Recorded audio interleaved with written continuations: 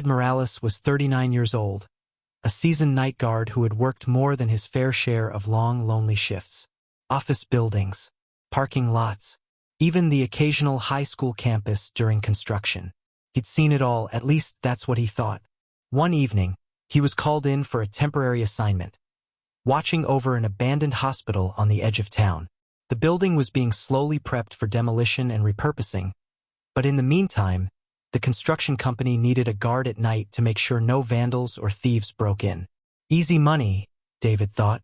A single building, cameras set up on each floor. Just him, a flashlight, and a radio. He'd done far worse. But the moment he stepped inside that hospital, something felt off. The smell hit him first. A faint sting of disinfectant still lingered in the air, mixed with the sickly sweet odor of dust and mildew. The halls stretched long and empty, their once white walls yellowed with age. Fluorescent lights flickered above him, buzzing faintly, making the shadows crawl across the cracked tile. David tried to brush it off. "It's just a building," he muttered to himself. "Just a building." He set up at the security station near the old nurse's desk, where a row of monitors displayed live feeds from each hallway. First, all was quiet. Just the hum of electricity, the occasional groan of the old building settling. But as midnight approached, things began to change. At 12:17 a.m., David heard it. Footsteps, first faint, then louder, echoing down the hall like someone wearing heavy boots. David froze, his eyes flicking to the monitors. Each hallway appeared empty. "Probably the pipes," he whispered, though even he didn't believe it. The footsteps grew deliberate, slow, one after another, not scurrying like a rat, not random creaks like an old beam. This was someone walking. Gripping his flashlight, David stood, forcing his legs to move. His boots squeaked against the linoleum as he followed the sound. His beam cut through the darkness, sweeping over empty stretch after empty stretch of corridor. Nothing. He sighed, running a hand over his face. "I'm imagining things." When he returned to the monitors, his heart nearly stopped. In one of the feeds, room 306, an old patient wing, there was movement. A shadow, long and slender, darting just out of frame. David's throat went dry. He had just checked that wing. No one was there. Still, duty was duty. He grabbed his radio, pressed the button, but all he got was static. Great. Alone, unarmed, and now chasing phantoms. As he reached the third floor, the sound hit him again. But this time it wasn't footsteps. It was wheels, a metallic squeak, followed by the rumble of something rolling across tile. He knew that sound all too well. A gurney, except the hospital had been cleared years ago. No beds, no equipment, no carts. Nothing left but walls and dust. His flashlight beam shook slightly as he turned the corner. Empty hallway, yet the sound of wheels echoed as if just ahead of him. "Hello!" His voice cracked. "This building's off limits. You need to leave." No reply, just the faint echo of that gurney. Squeak, roll, squeak, roll, until it suddenly stopped. David's breath caught in his throat. At the far end of the hall stood a figure. It was tall, thin, dressed in a faded patient gown that hung loosely from its frame. The head was bowed, dark hair hanging forward, hiding its face. It stood perfectly still, just watching him. David's instincts screamed at him to run, but his feet carried him forward. His flashlight beam shook as it slid over the figure. "Sir? You can't be here." The figure didn't move. Another step. Another. His heart pounded so loud he could hear it echo in his ears. Then, the lights flickered, and when they steadied, the figure was gone. The hallway stretched empty before him. David spun in circles, searching every corner with his beam. Nothing. Not a sound. Not a trace. Until he looked down. Bloody footprints. Fresh, wet, leading away from where the figure had stood. They trailed down the hall, around the corner, and ended at a locked surgical room. David's hand trembled as he reached for the handle. Against every instinct screaming at him to walk away, he shoved it open. The room was empty, silent, just rows of dusty cabinets and peeling paint. But on the counter lay a single folder. patient file. David stepped closer, his chest tight. Slowly, he opened it and froze. Inside was a single page. No photo, no details. Just a typed name. David Morales. The radio at his hip crackled to life suddenly, making him jump. A burst of static filled the room, followed by a faint, broken whisper. David Morales. His blood ran cold. He dropped the file, bolted from the room, and didn't stop running until he was outside the hospital, gasping for air under the cold night sky. The next day, David handed in his resignation.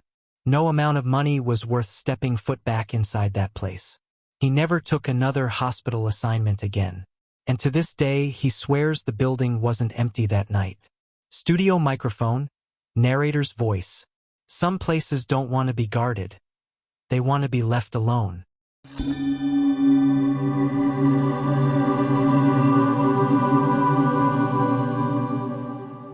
Marcus Lee was 45 years old, a veteran security guard with over 2 decades of night shift experience. He had worked malls, gated communities, corporate offices. He had even done a few years at a military supply yard. Nothing rattled him anymore. At least, that's what he told himself. One rainy Friday night, Marcus clocked in for what seemed like a routine assignment. A massive shipping warehouse on the outskirts of town. The building stretched nearly the length of 2 football fields, filled floor to ceiling with crates, containers, and industrial shelving. During the day, it was a bustling hub of forklifts and workers. But at night, it was empty, silent except for the hum of fluorescent lights and the occasional groan of shifting metal. Marcus didn't mind the solitude. He liked quiet jobs. A little coffee, his flashlight, and the sound of the storm outside. That was all he needed. And on this particular night, the storm was in full force. Cloud with rain. Rain hammered the tin roof above, each drop echoing like a drum. Thunder rolled in the distance, rattling the walls. Every flash of lightning lit up the aisles in stark white for half a second, only to plunge them back into darkness. Marcus sat at the security desk watching the monitors. A dozen camera feeds flickered across the screens, each one showing another stretch of identical aisles. For the first couple of hours, all was normal. But around midnight, one of the motion sensors tripped. Aisle 9. Marcus frowned, leaning closer. On the monitor, the camera feed showed nothing unusual, just crates stacked neatly in rows. No movement, no intruder. He jotted down the time in his logbook, made a note to check the sensors later, and leaned back. 15 minutes later, another motion alarm. Again, aisle 9. Marcus sighed. Faulty sensor, probably. Old building, cheap wiring. Still, protocol was protocol. He grabbed his flashlight, clipped the radio to his belt, and made his way toward aisle 9. The warehouse echoed with every step he took. His boots clicked against the concrete floor, his beam cutting through shadows that seemed far too heavy for such a well-lit building. When he reached aisle 9, everything looked normal. Crates stacked high, shrink-wrapped pallets against the walls. Nothing out of place. Except, Marcus paused. Something felt off. The crates didn't look exactly the way he remembered them. A few seemed slightly shifted, as if someone had been climbing over them, or moving them just enough to notice. He frowned, sweeping the area with his flashlight. Nothing. Just silence, punctuated by the pounding rain above. Shaking his head, Marcus made his way back. But before he could even sit down, the alarm blared again. Aisle 9. Now he was irritated. Grabbing his flashlight again, he stomped back toward the same aisle. Halfway there, though, he froze. He heard it. A sound that didn't belong. Whispering. Faint. Murmuring. Dozens of voices, all overlapping, all spilling from the direction of the crates. Marcus's blood ran cold. He held his breath, straining to listen. The whispers were muffled, but he could swear they were coming from inside the containers themselves. It was impossible. The containers were sealed tight, bolted shut. No one could be inside. "Hello?" he called out, his voice echoing unnaturally loud in the vast warehouse. The whispers stopped. Just silence. Then, boom! A thunderclap rattled the roof, and Marcus nearly jumped out of his skin. When the echoes faded, he saw something that made his stomach twist. From the corner of his eye movement, he turned, sweeping his flashlight upward, and froze. Perched halfway up the towering wall of crates was a figure. It was tall, pale, and impossibly thin, its limbs too long, its body contorted in ways no human should move. It clung to the metal framework like an insect, staring down at him. Marcus's breath caught in his throat. For a moment, neither of them moved. Then, in one smooth motion, the figure scurried higher, climbing over the crates with terrifying speed, vanishing into the rafters. Marcus's heart pounded. He fumbled for his radio. "Control, this is Lee. I've got a possible intruder. North section. Requesting backup immediately." But instead of dispatch answering, his radio erupted in static. And then, through the static, "Marcus!" His blood froze. "Marcus Lee." The voice was faint, twisted, like someone whispering his name through broken glass. Lightning flashed again, flooding the warehouse with blinding white for a split second. And in that flash, Marcus saw it. The figure was crouched in the rafters directly above him, its glowing eyes locked on his head tilted unnaturally, like a predator studying prey. Then the light vanished, leaving only darkness. Marcus stumbled back, his flashlight trembling in his hand. "Stay back!" he shouted, though his voice cracked with fear. Something moved above him, the creak of metal beams, the scrape of nails or claws dragging across steel. Then silence. Too much silence. Marcus bolted. He sprinted down the aisle, heart slamming in his chest, every instinct screaming at him to get out. The whispers rose again, louder this time, echoing from every direction, until they drowned out even the sound of the storm outside. He reached the security office, slammed the door shut, and locked it. His hands shook as he grabbed the phone, dialing 911. By the time police arrived, Marcus was unconscious on the floor, the phone dangling from his hand. The officers swept the warehouse. Nothing. No footprints. No signs of forced entry. But here's the strange part. When they reviewed the security footage, every camera showed Marcus running through the aisles, shouting, flashing his light around. But the figure, the thing with glowing eyes, it wasn't there. On the footage, Marcus looked completely alone, talking to the dark. Marcus never returned to that job. After a short hospital stay for exhaustion, he resigned. When asked what happened, he gave only one answer. "There's something in that warehouse, and it's not human." Studio microphone, narrator's voice. Some shadows don't just hide in the dark. Sometimes, they live there.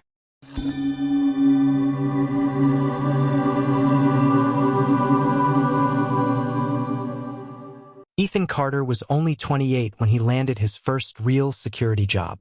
Up until then, it had been small gigs, covering concerts, watching over construction sites, babysitting half-empty parking garages. But this assignment felt different. He'd been hired to guard a downtown skyscraper, one of those sleek, glass and steel towers that shined in the daylight but turned into massive, shadowy monoliths at night. To Ethan, it felt like a step up, proof he was moving into the professional world of security. His shift started at 10 p.m. and ran until 6 in the morning. 8 long hours in a building with 40 floors, and not a single other soul in sight. At first, Ethan didn't mind. The lobby was beautiful. Polished marble floors, glass walls that looked out over the city lights, and elevators lined in chrome that reflected his face back at him. He sat behind the security desk, sipping coffee, watching the monitors. He felt almost important, like he was the one person trusted to keep an entire tower safe. But that pride didn't last long, because within hours, Ethan realized something was wrong. It started with the elevators. Around 11:45, one of them suddenly dinged. The doors slid open with a cheerful chime. Ethan frowned. He hadn't called it. No one else was in the building. Yet the screen above the door flashed. Floor 14. He leaned over the desk, waiting. No one came out. The doors eventually closed, the machine humming as it carried itself back up into the tower. "Glitch," Ethan muttered, writing it down in the logbook. But then, 15 minutes later, ding.